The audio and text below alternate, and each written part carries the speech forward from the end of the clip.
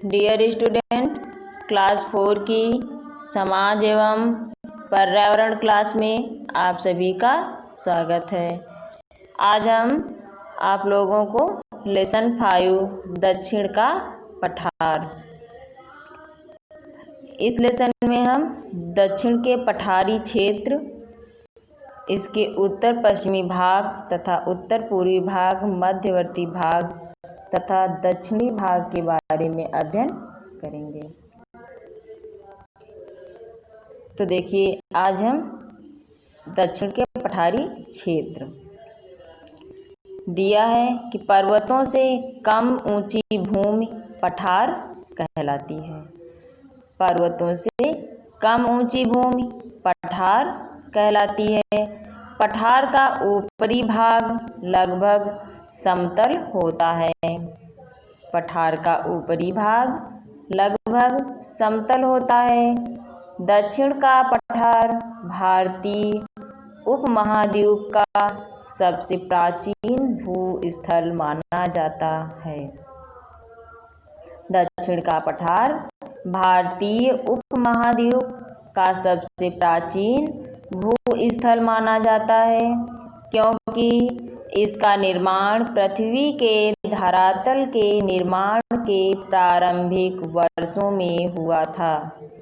क्योंकि इसका निर्माण पृथ्वी के धरातल के निर्माण के प्रारंभिक वर्षों में हुआ था। दक्षिण का पठार भारत के उत्तरी मैदान के दक्षिण में स्थित है। दक्षिण का पठार भारत के उत्तरी मैदान के दक्षिण में स्थित है। उत्तर में चौड़ा तथा दक्षिण की ओर सकरा होने के कारण दक्षिणी पठार का आकार त्रिभुज की भांति लगता है। इस पठार की ऊंचाई समुद्र तल से 300 मीटर से लेकर 1000 मीटर तक है। इस पठार की ऊंचाई समुद्र तल से 300 मीटर से लेकर 1000 मीटर तक है। यह पठारी क्षेत्र 3 ओर से पहाड़ियों से घिरा है, परंतु ये पहाड़ियाँ बहुत ऊंची नहीं हैं। इसे प्रायद्वीपीय पठार भी कहा जाता है। इसे प्रायद्वीपीय पठार भी कहा जाता है। यह पश्चिम में पश्चिमी घाट की पहाड़ियों तथा पूरब में पूर्वी घाट की पहाड़ियों से घिरा है।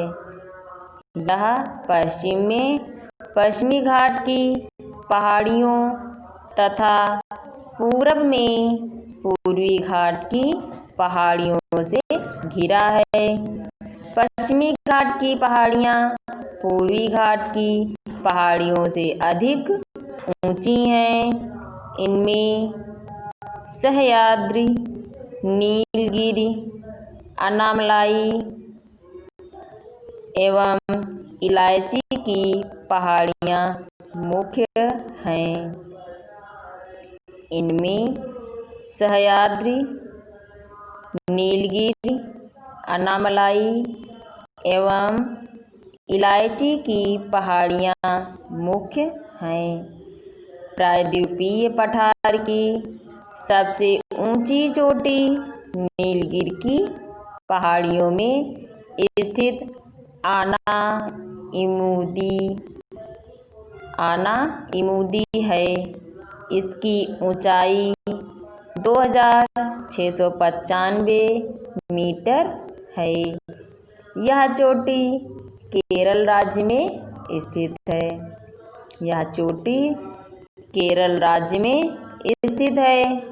पूर्वी घाट की पहाड़ियाँ विभिन्न नदियों के मार्ग में आने के कारण बीच बीच में कटी हुई हैं। पूर्वी घाट की पहाड़ियाँ विभिन्न नदियों के मार्ग में आने के कारण बीच बीच में कटी हुई हैं। दक्षिण के पठारी क्षेत्र को 4 भागों में बांटा जा सकता है। दक्षिण के पठारी क्षेत्र को 4 भागों में बांटा जा सकता है।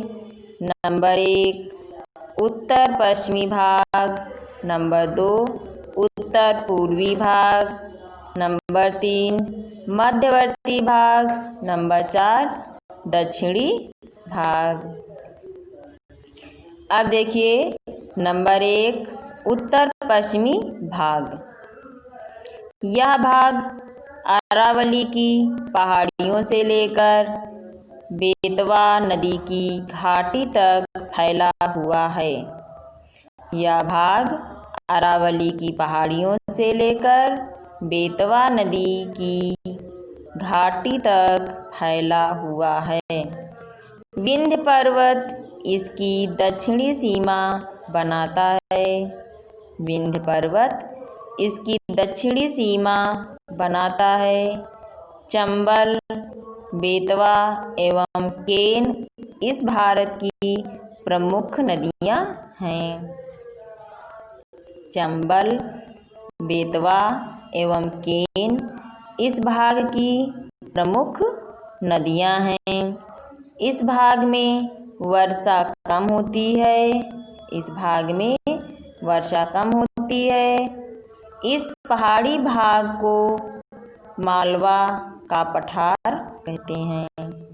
इस पठारी भाग को मालवा का पठार कहते हैं।